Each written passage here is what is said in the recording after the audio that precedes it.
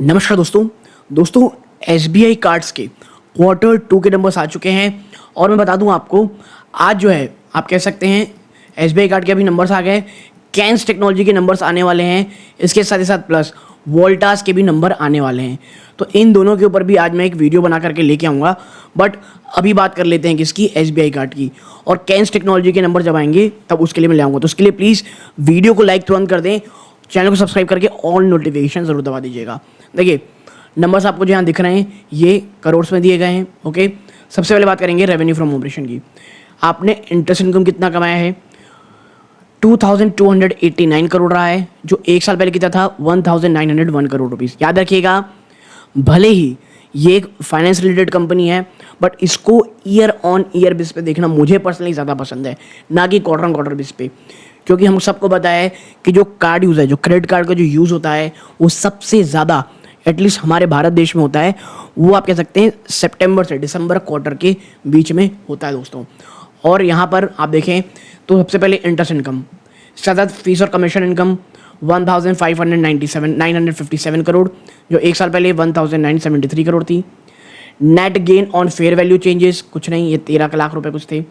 फिर सबसे बड़ा खर्चा आता है business development incentive income 139 crore rupees का, जो एक साल पहले 168 करोड़ था।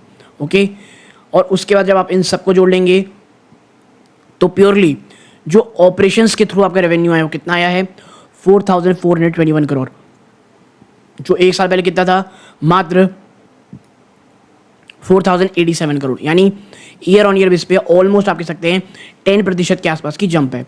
अदर इनकम इसमें जोड़ लेंगे जो 134 करोड़ है, एक साल पहले भी 134 करोड़ थी, तो 4555 करोड़ है, जो एक साल पहले 4221 करोड़ रुपीज़ थी। पिछले क्वार्टर में ये 4482 करोड़ थी। यानी कि year on year quarter on quarter दोनों में ही आप देखेंगे तो आपको साफ साफ यहाँ पर जंप देखने को मिल रही है दोस्तों। ओके, अब बात करते हैं क्या खर्चों की। फाइनेंस कॉस्ट कितना आया है, ठीक है, कितना 787 करोड़, जो एक साल पहले 604 करोड़ थी। नो डाउट ज़बरदस्त जंप है। Net loss on fair value changes, यहाँ पर आपका कितना आया है, माफ़ कीजिए उससे पहले क्या है, फीस और कमीशन एक्सपेंस देख लेते हैं। 147 करोड़ है, जो एक साल पहले 441 करोड़ थी।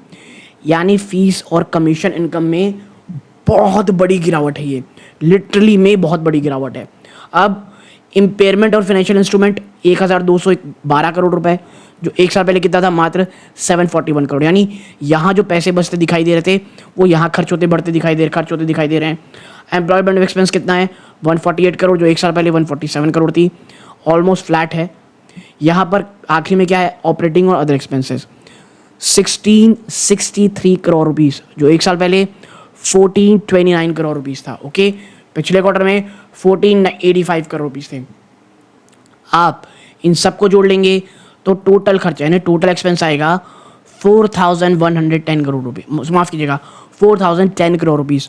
एक साल पहले 3411 करोड़। यानी खर्चे आपके बढ़े हुए हैं, जिसके कारण आपका पीबीटी यानी प्रॉफिट बिफोर टैक्स कितना आता है 545 करोड़ आया है, जो एक साल पहले कितना था 809 करोड़, और पिछले क्वार्टर में कितना था 799 करोड़। यानी जो प्रॉफिट में कमी आने का सिलसिला है वो रुक ही नहीं रहा है। आप देखें यहाँ पर तो एक आप कह सकते हैं प्रॉफिट्स में वापस से गिरावट देखने को मिल रही है, लेकिन रिजल्ट आपके कमज़ोर आए, स्टॉक आपका भाग रहा है। अब आप नीचे चलेंगे थोड़ा सा, आप देखेंगे कि टैक्स एक्सपेंस के बाद आप यहाँ पे पाएंगे कि आपका प्रॉफिट आफ्टर टैक्स कितना है, पैट 404 करोड़, एक साल पहले 602 करोड़ था, पिछले क्वार्टर में 594 करोड़ था। और नीचे चल के अगर हम देखें कि आपका ईपीएस के क्या हालचाल है, तो आप पाएंगे यहाँ पे आपका डायलूटेड ईपीएस 6.35 एक साल पहले था, घट के 4.25 हो गया है। पिछले क्वार्टर में 6.25 था। अब देखिए मैं जब देख रहा हूँ ना तो बाजार बंद होने के 15 मिनट पहले स्टॉक के रिजल्ट आए हैं, उसके बाद स्टॉक ने काफ़ी अच्छी तेज़ी दिखाई है, लगभग कितने रुपए की 24 रुपये की। बट मुझे लगता है इस रिजल्ट के बाद यार ये सस्टेनेबल बिल्कुल भी नहीं है। आप मुझसे कैसे कह सकते हो, आप लगातार जो वीक नंबर्स आ रहे हैं वो रुक ही नहीं रहे हैं। आप जहाँ 6.35 में काम कर रहे थे वो घट करके 4.25 आ गए हैं। इसके साथ ही साथ अगर आपको पता हो तो जो ये स्टॉक है दोस्तों, इसने कहीं से भी कुछ भी कोई इस प्रकार की तेज़ी नहीं दिखा दी है जो बहुत ही शानदार हो। मुझे लगता है कल की तारीख को शायद एक गिरावट, इस सेल ऑफ आपको स्टॉक में देखने को मिले, क्योंकि एग्जैक्टली 690 के आसपास स्टॉक में गिरावट हुई है। मुझे ये नंबर्स पर्सनली अगर मैं आपको बताऊं, मुझे ये बिल्कुल भी पसंद नहीं आए हैं। अगर कुछ और अगर कंपनी ने यहाँ पे कुछ बातें कही हो तो हम उसको देख सकते हैं, क्या कुछ यहाँ है तो नहीं आया है, तो इसकी किसी दिन कंप्लीट एनालिसिस का भी करेंगे दोस्तों, तो बात करेंगे। वरना प्राइमा फेसिया मुझे ये नंबर्स कतई अच्छे नहीं लग रहे। और अभी आने वाले समय में मैं बता दूं, ये क्रेडिट कार्ड कंपनियां और ज़्यादा एग्रेसिव होंगी, बट मुझे ये लगता है एसबीआई जो कार्ड सिस्टम या आप कह सकते हैं एसबीआई क्रेडिट कार्ड है, उनकी जो टीम है वो उस एग्रेसिवनेस से, वो उस तरह से जैसे एक प्रोफेशनल, एक प्राइवेट प्रोफेशनल कंपनियां काम करनी चाहिए जितनी एग्रेसिवली, उतना शायद नहीं कर रही है दोस्तों।